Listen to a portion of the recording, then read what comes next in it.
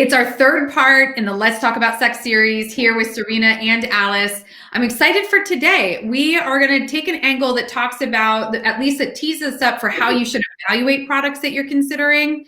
And Serena, I think to tee it up, why don't we talk about human biology and when you cyclically have an increased sex drive every month, kind of coinciding with ovulation, which hormone is really kind of leading that charge? Well, I'm not sure that we know 100% for sure, but when we look at couples that are open to conceiving, not necessarily like anxious and trying and not really thinking about it or timing their sex or doing apps or LH monitoring or temperatures or anything like that. So couples that are just open to conceiving from the general population, there have been some studies showing that they seem to have sex more often during the fertile period, which is like a few days before ovulation. So that means once you ovulate and your progesterone goes up, theoretically, maybe that is a damper on your libido. And perhaps that's because progesterone does also bind to the testosterone receptor, and maybe because it interferes a little bit with testosterone binding, that affects libido, and maybe testosterone in females before ovulation is a little bit higher, and that impacts libido. Estrogen as well increases, vaginal blood flow, pelvic blood flow, things like that, and maybe those are all helpful. I don't think we understand human sexuality so well, but those are some of the factors. Well, that kind of coincides, though, with some of the side effects we see then by doing fertility medications and just even inching towards menopause is, anecdotally, at least me and my friends, in that perimenopause phase or menopause phase of, the libido going down. It's not the same for everyone. And, people have different sex drives across the board. So I do think that when we talk about the medications and the side effects of IVF being mostly tolerated, it doesn't mean that they aren't there. Right. And it sort of just means that people don't drop out of IVF because of the side effects, but there are very real things that happen, with vaginal dryness, bloating, full breast, tenderness, areas, bruises in your butt and your hips. Yeah. So there are very real things. Common, all of that. Yeah. And it can disrupt even just how sexy you feel. So some of it can just have an impact, like a psychological impact on how you feel. And some of it is physical. Yeah, that's huge. Like libido is definitely ties into self-confidence and self-image. And if somebody's feeling yucky, then it's really going to have a damper on your libido. Absolutely. Yeah. I remember this story in my 20s. I had a friend who invited us to like a modern Tupperware party. It was not Tupperware. We were there to test out, sex toys, creams, potions, lotions, magic formulas that were supposed to, improve our sex life or improve our satisfaction, of our sex life. Fun, but like it can also be a little bit intimidating too, because then exactly you get in a group and there can be like, and then everybody's like, is this normal? Am I normal? So that's always really hard. Absolutely. And then there's a couple of us that were brave enough to go into the bathroom and like test the lotion. I'll never forget it either. It was like mint. It was like a minty impact. And it was supposed to be this really like, come out, you're trying to tell your girlfriends, like, this is my experience, what you liked about it, what you didn't like about it. But it definitely 20 years later, I don't know how many years it's been, but it's been a while.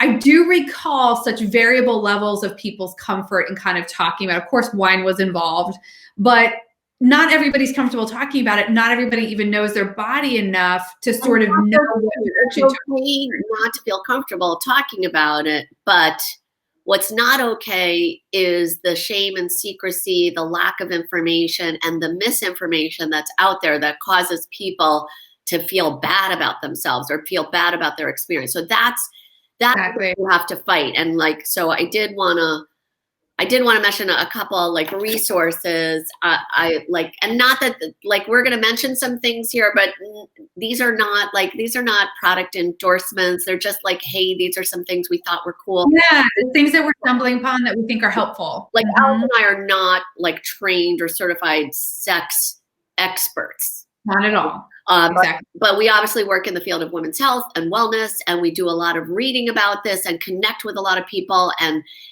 also advise a lot of people and understand a lot of the problems that are out there. So having said that, I'm probably doing an Instagram live with the developer of this, Rosie. So I think if you go on the App Store, look under Meet Rosie, ROSY, or meetrosie.com. And it's this cool app, and this OBGYN has all these wonderful videos that talk about stuff like what's normal, what's not normal, libido, dryness, like a lot of stuff that probably if you had a lot more time with your OBGYN, you could see your OBGYN every day and just pick their brain, they would tell you also. Just nobody really has time to talk about it, and a lot of people don't feel comfortable bringing that up in an office visit during your pap smear.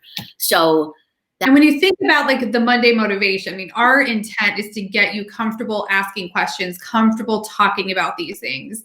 And in the case of sexual wellness, we advocate for you have a right to expect pleasurable, enjoyable sexual life.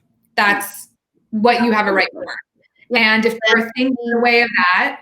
And just last weekend, I did Women of Sex Tech Conference, and that's another great group to connect with, because a lot of the people that belong to Women of Sex Tech are about sex positivity, information, education, health, and wellness. So there's a lot of good resources there. So. Now, if you are trying to conceive and IVF is in your future, or you're undergoing IVF treatments right now, and some of these side effects kind of are plaguing you, it is really important knowing your ingredients. So it's not different than all the things that we advocate for. Know your ingredients when you're putting something into your body.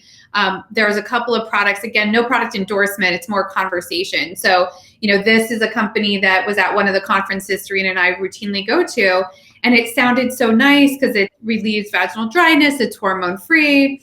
I haven't personally tried it. It's a personal moisturizer. And, I do notice some things on the back that I'm like, oh, okay, well, the first ingredient's water. The second ingredient is some form of coconut. So that sounds kind of lovely. I mean, yeah. We just put coconut on our vagina, Serena. Is that going to cause any problems?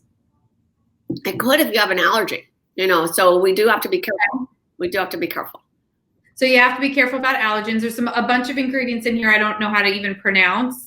So I don't know what they mean. Where that groups, apps like Think Dirty, and EWG, Environmental Working Group, can be really helpful, because in general, I'm not a lube expert either, and I don't know that I could analyze that whole label.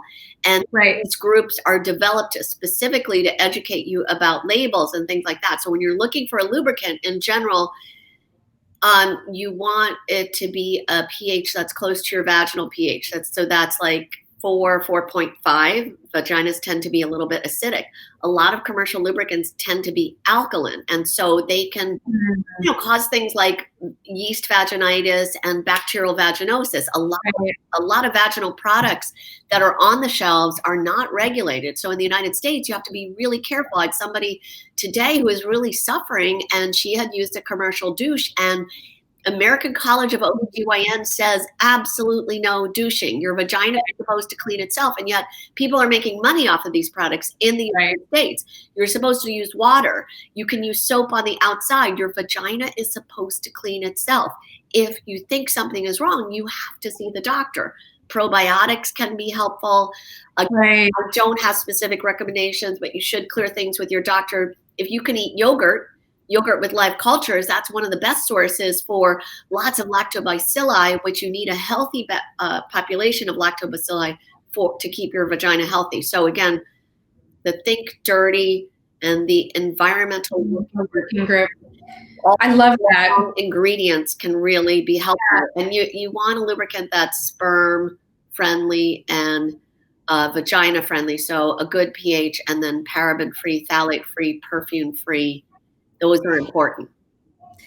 I think what you raised is something that's really kind of shows the impact of kind of the shaming of our society, opening up an entire field for douches to even exist, right? Because we're, our vaginas are dirty and they have to be clean. Exactly. That concept, that's terrible. Terrible. You're unclean. The smells, I think, is another big one too. Women who are concerned about their smell. A good friend of mine, Dr. Sherry Ross, did an episode about foods that increase your smell to maybe be a little potent, and foods that are, decrease sort of the potency, because it does help with that kind of pH balance. Yeah. And I remember laughing because pineapple was apparently one good one for the smell impact. And I thought, it was promoted by Kim Kardashian.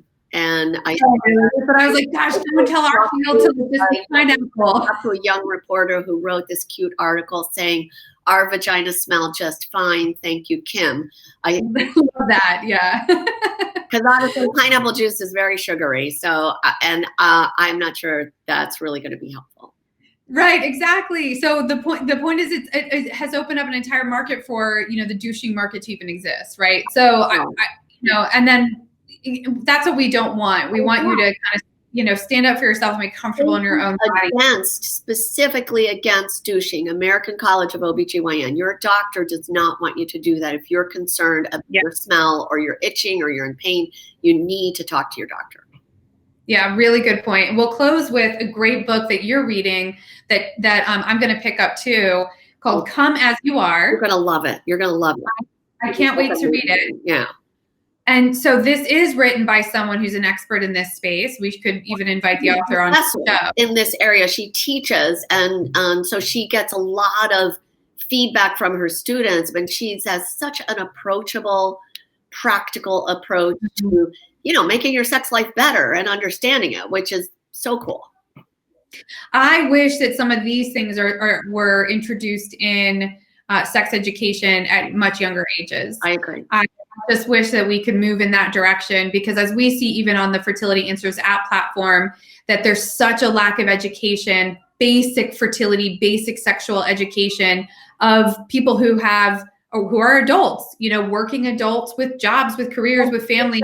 Yes, because we do a terrible job of putting that information out there as a society. We really do. So we're going to include all these links for you, and we'll include a link to the book as well.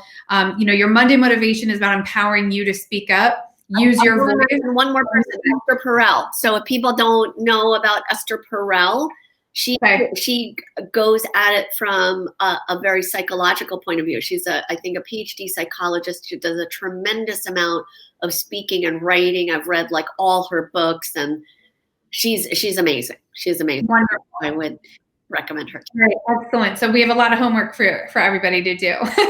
download a couple apps, pick up a couple books, check into to Dr. Perel. We're here for you on the Fertility Answers app if you have follow-up questions, or just comment below and we'll be available to answer them. As always, thank you to my dear friend Serena for joining us, talking about all things fertility and all things sex wellness right now. We'll see you next week for another Monday Motivation.